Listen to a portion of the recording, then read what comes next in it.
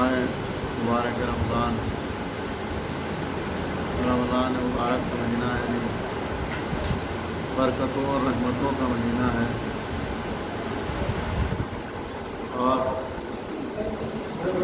इंसान को चाहिए कि इस माह मुबारक की बरकतें और रहमतें इससे दूर ना होने पाएँ, उससे छूटने ना पाएँ। लिहाजा ये माह मुबारक है और माह मुबारक में सभी लोग अक्सरियत इंसान और मुसलमानों की रोज़े से होती है, और बच्चे भी रोज़े, बाल बच्चे भी रोज़े से होते हैं, बुजुर्गवार भी रोज़े हुआ करते हैं। लिहाजा कभी कभी रोज़े की हालत में इंसान बहरहाल इंसान है, ख़ताओं का पुतला है, और ख़ता तो उससे होती ही रहती है जाने अनजाने में। ज़्यादा इस माह मुबारक में कोशिश यही करना चाहिए कि रोज़े की हालत में इंसान को कोई ऐसा काम ना करे कि जिससे रोज़े के ऊपर कोई असर पड़े, रोज़ा ख़राब हो। और रोज़ा ख़राब होने के लिए, ख़राब करने के लिए बहुत सारी चीज़ें हैं, मसलन उसमें गुस्सा भी शामिल है। गुस्सा भी एक अजीब चीज़ है कि जिससे इंसान रोज़ा ख़राब कर सकता है, और गुस्से को तो बाज़ जगह रवायात में हराम करार दिया है। गुस्सा हराम चीज़ है, और इसी गुस्से की वजह से इंसान बाज़ औक़ात वो काम अंजाम दे जाता है गुस्से के आलम में कि जो नहीं देना चाहिए उसे। मसलन गुस्सा जब सवार होता है तो इंसान ये नहीं देखता कि सामने माँ खड़ी है या बाप खड़ा है या बड़ा भाई है, कौन है। गुस्से में इंसान जो है वो जो उसकी ज़बान पर आता है, जो कलमात अदा कर रहा है, वो ये नहीं जानता कि किसके सामने क्या किया है। क्यों उस वक्त उसे गुस्सा तारी होता है। जब गुस्सा तारी होता है इंसान को, तो वो बड़ा और छोटा नहीं देखता। ज़्यादा कल जो मैंने आपको खिदमत में अर्ज़ किया था कि जहाँ रसूल ने और खुदा वाले रसूल ने बड़ों का एहतराम करने का हुक्म दिया है, वहीं बच्चों का भी एहतराम करने का हुक्म दिया है। पैगम्बर का ये खुतबा शाबानिया का जुमला वफ़िरू किबारकुम, और उसी के फ़ौरन बाद ये जुमला कि वरहमू सिगारकुम, बड़ों का साथ एहतराम करो और अपने बच्चों पर रहम करो, अपने से छोटों पर रहम करो। वरहमू सिगारकुम, अपने छोटों पर, अपने बच्चों पर रहम करो। क्यों? इसलिए कि ये बच्चे, इन पर जब तुम रहम करोगे तो अल्लाह तुम पर रहम करेगा। जब तुम अपने से छोटे पर रहम करोगे, अल्लाह तुम्हारे ऊपर रहम करेगा, और अल्लाह तुम्हारी मग़फ़िरत फरमाएगा इनके ज़रिए से। लिहाजा बड़ों का एहतराम जहाँ है, वहाँ बड़ों को ये भी बताया गया है कि अपने से छोटों का, अपने से बच्चों का किस तरह से एहतराम करना चाहिए, उनके साथ किस तरह से पेश आना चाहिए। बच्चा है तो उसके सामने उसके साथ कैसे पेश आना चाहिए, उसको डांटना है या नहीं डांटना है, ख़ास करके रोज़े के आलम में। बाद औक़ात इंसान रोज़े के आलम में बच्चों के ऊपर कभी कभी तशद्दुद करने लगता है, डांटने लगता है। ज़्यादा ऐसा करने से उसके रोज़े पर असर पड़ता है, और कहीं अगर वो बच्चा रोज़े से हो तो तब तो गुनाह में शामिल हो जाएगा कि बुज़ुर्ग जो है बच्चे को डांट रहा है, बेजा डांट रहा है। इस्लाम ने, मज़हब ने, शीयत ने बच्चों के ऊपर जहाँ नर्म रवैया इख्तियार करने के लिए कहा है, वहाँ ये हर मौके पर ये नहीं कहा कि उनको डांटा जाए, उनको डपटा जाए, उन पर सख्ती की जाए, बल्कि रवायात में, हदीस में यही मिलता है कि उनके साथ प्यार से बोला जाए, उनसे मोहब्बत की ज़बान से बोला जाए। और होता भी रसूलुल्लाह ने बाज़ जगह पर रवायात में खुद रसूलुल्लाह ने फरमाया कि बच्चों से बच्चों वाली ज़बान में बोला जाए। आप देखिए कि जब बच्चों से बच्चों वाली ज़बान में बोलते हैं तो फ़ौरन बच्चा मान लेता है। आप उसको भी डांटते रहिए किसी गलत बात पर, डांटिए उसको, वो मानेगा नहीं, मचलता चला जाएगा। जैसे जैसे आपकी तो ज़बान होती चली जाएगी, वैसे वैसे वो मचलता चला जाएगा, वाइटता चला जाएगा, वो बरतता चला जाएगा, और वो ज़िद पकड़ लेगा।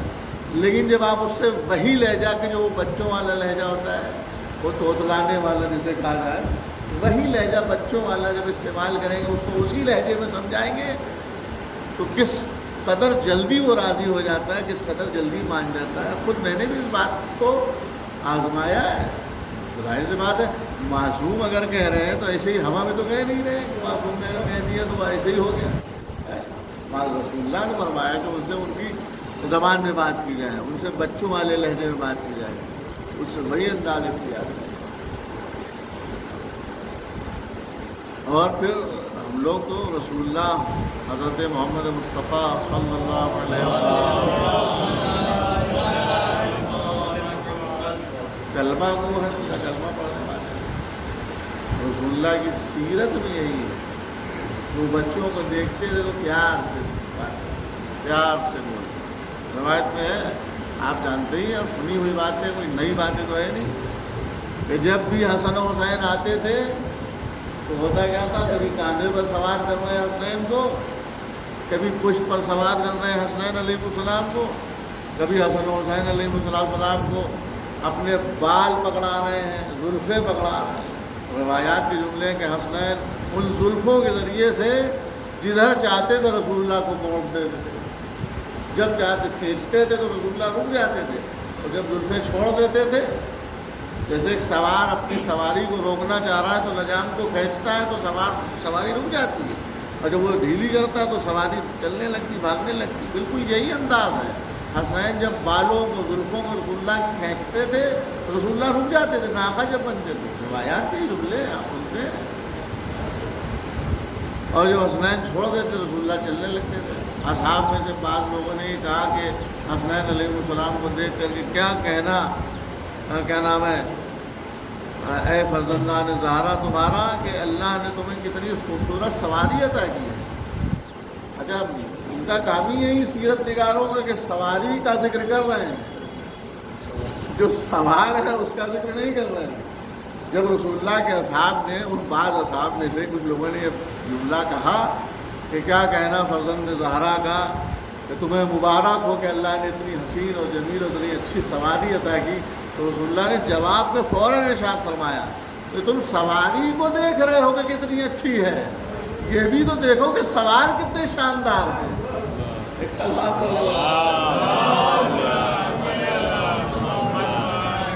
بھی تو دیکھو کہ سوار کتنے شاندار ہیں، یوں ہی تو نہیں نا یہ سوار ہم پر سوار ہیں جن کے آبے ہیں لہذا۔ اور پھر یہ بات بھی کوئی کہے کہ یہ تو حسنین علیہ السلام تھے، امام تھے، وہ دنیا میں ہونے والے آنے والے ٹائم کے لیے امام تھے، لہذا اللہ اور رسول اللہ کے لیے حکم ہے کہ وہی کرتے ہیں کہ جو اللہ کی مرضی ہوتی ہے، یہ اپنی مرضی سے کچھ نہیں کرتے ہیں۔ تو کوئی یہ کہے سننے کے بعد کہ وہاں صاحب تو یہ تو حسنین کا مسئلہ تھا، وہ رسول اللہ ان کے لیے ناقہ بنتے تھے، سواری بن جاتے تھے، تو وہ ان کا مرتبہ تھا، لیکن عام بچوں کے ساتھ بھی رسول اللہ کا یہی رویہ رہا ہے۔ روایت میں موجود ہے، کتاب میرے پاس یہی ہے، آئینہ حقوق، رسالت الحقوق، امام سجاد علیہ السلام۔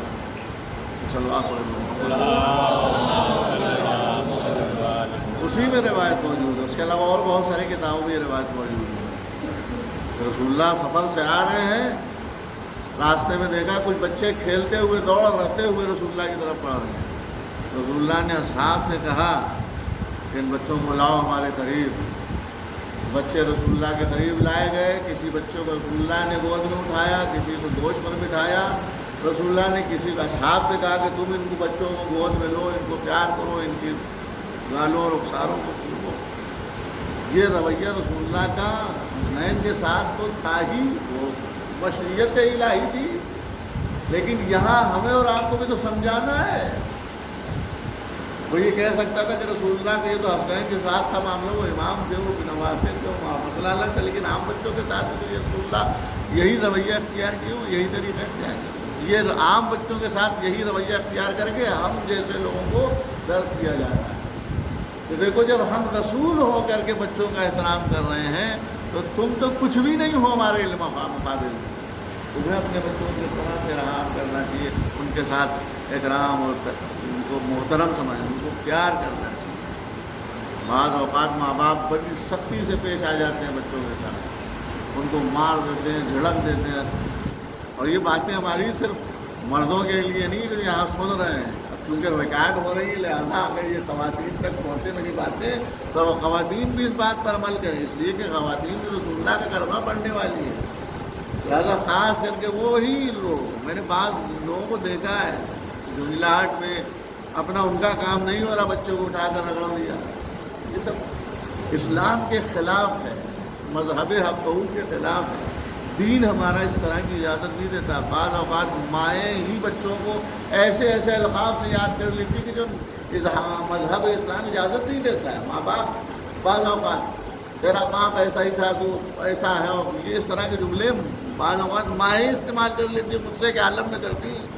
لیکن مذہب جو ہے وہ ہمارا اس بات کی اجازت نہیں دیتا کہ مائیں یا اور دوسرے لوگ بچوں کے ساتھ کس طرح سے بہیو کریں، اس طرح سے پیش آئیں. سلوات دیکھو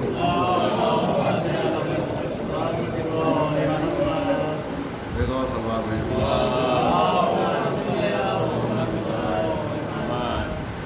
لہٰذا تربیت کے سلسلے میں رسول والے رسول نے بے انتہا حدیث میں ارشاد فرمایا. خود مولا کائنات حضرت علی ابن ابی طالب تربیت کے سلسلے میں فرمایا ہے. ایسا نہیں چھوڑ دیا کہ بے لگام ہے کہ بچوں کو جیسے چاہو ویسے تربیت کرو، نہیں.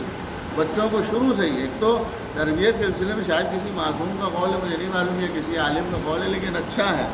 کیا ہے کہ اگر بچے کی تربیت کرنا چاہتے ہیں ماں باپ تو پہلے اپنی تربیت کریں. جب خود تربیت یافتہ ہوں گے تو جو ان کی آغوش میں آئے گا وہ خود بخود بہترین تربیت پاتا چلا جائے گا. ایک سلوات لے لیں. بس یہ جلدی سے چھوٹی سی روایت سن لیجیے، مولا ہی سے روایت منقول ہے کہ جب بچہ 3 سال کا ہو تو اس کو لا الہ الا اللہ کہلوایا جائے، اور جب بچہ 3 سال 7 ماہ اور 20 دن کا ہو جائے تو اس سے کہلوایا جائے محمد رسول اللہ، اور جب 5 سال کی عمر میں ہو جائے تو اس کو دائیں بائیں کی شناخت کرائی جائے، اس کو رو قبلہ بٹھایا جائے، سجدہ کروایا جائے، اور جب 7 سال کا ہو جائے تو منہ ہاتھ اس کو دھلوا کر نماز پڑھوائی جائے اس سے، اور پھر معصوم فرماتے ہیں اس کو اسکول یا مدرسے کہیں لے کر جایا جائے تاکہ اس کی تعلیم کا سلسلہ جاری ہو سکے. پھر فرماتے ہیں کہ جب 9 سال کا ہو جائے بچہ تو اس کو جو ہے نماز کا حکم دیا جائے. 7 سال کی عمر میں اس کو وضو کے آداب سکھائے جائیں، نماز پڑھوائی جائے، اور 9 سال کی عمر میں نماز کا حکم دیا جائے. اور پھر اب مولا نے فرمایا ہے کہ اب اگر نماز کے حکم پر وہ ٹال مٹولی کرے تب اس کی سرزنش کرو، تب اس کے ساتھ سختی سے کام لو، اس لیے کہ اب معاملہ اللہ اور بندے کا ہو. ایک سلوات بھیج لو. اور جب 14 سال کا ہو جائے تو علوم دنیاوی اور دینی سے اس کے قلب کو منور کیا جائے، اس کو فنون دنیا سکھائے جائیں، تیر اندازی سکھائی جائے، گھوڑا سواری سکھائی جائے، تیراکی سکھائی جائے، جو کہ ہمارے ہندوستان میں یہ سب چیزیں نہیں ملتی. ایران وغیرہ میں، عراق میں، عرب ممالک میں آپ دیکھیے جا کر کے، ایران میں تو دیکھا ہی ہے، وہاں چھوٹے چھوٹے بچوں کو لا کر کے جو ہے سوئمنگ پول میں ڈال دیتے ہیں، بچے تیر رہے ہیں، سیکھ رہے ہیں. اور ایسے ہی تھوڑی نا آج ایران بڑے بڑے لوگوں کی جو ہے آنکھوں میں آنکھیں ڈال کے بات کرتا ہے، وہاں کا چھوٹا بھی بہت بڑا ہوتا ہے. ایک سلوات بھیج لو. لہٰذا بچوں کے معاملے میں اس طرح سے پیش آیا جائے جیسے رسول و آل رسول پیش آئے. کیوں؟ اس لیے کہ ہمارے لیے رسول آل رسول سے بہتر کوئی آئیڈیل نہیں ملتا ہے، کوئی سیرت نکال. لہٰذا ان کی سیرت کو اپنائیں تاکہ اپنی سیرت کو اور اپنی اولادوں کی سیرت کو بہترین اور اچھی بناتے چلے جائیں. ایک سلوات پڑھ لو.